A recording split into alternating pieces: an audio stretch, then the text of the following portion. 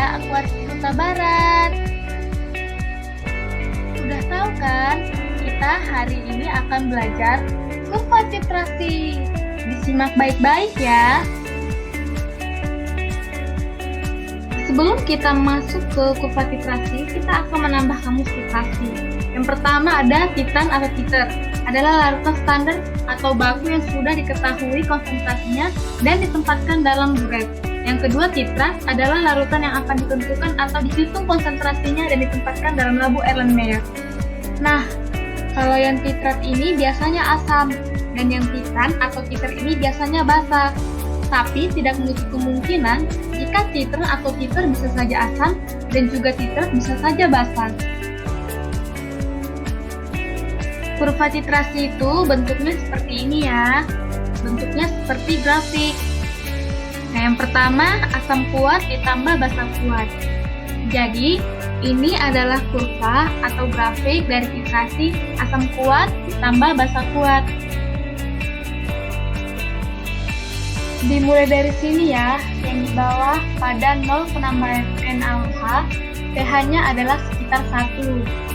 Nah, ketika ditambah volume NaOH ditambah 10 ml, itu pH larutannya sudah berubah ya, naik sedikit menjadi 1, sekian.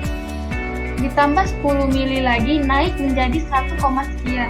Nah, pada saat penambahan 30 ml, ini sudah mendekati 2, ditambah sedikit sampai penambahan 40 ml, terjadi titik ekuivalen yaitu sekitar pH sama dengan 7. Apa bukti kalau pH-nya ini 7? Dapat dilihat dari perubahan warna. Nah, ini kan tadi awalnya larutan asam. Larutan asam itu warnanya bening.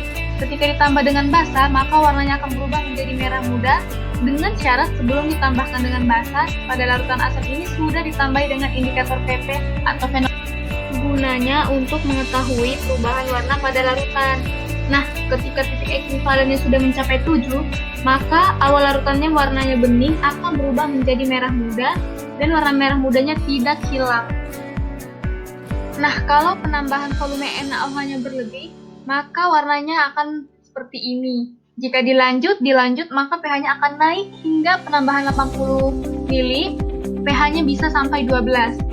Jadi di sini yang perlu saya tekankan adalah titrasi pada asam kuat tambah basa kuat memiliki titik ekuivalen 7. Yang kedua, basa kuat ditambah asam kuat.